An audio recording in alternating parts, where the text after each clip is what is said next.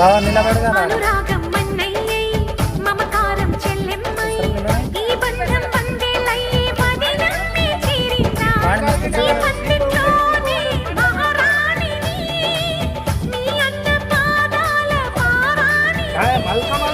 స్వర్గమొచ్చి మన వాకిట్లో ఈనాడు వారేనమ్మా ఒకరిమ్మకి తీరిసి పూలం ఒక పెదవిపై మురిసే నవ్వులం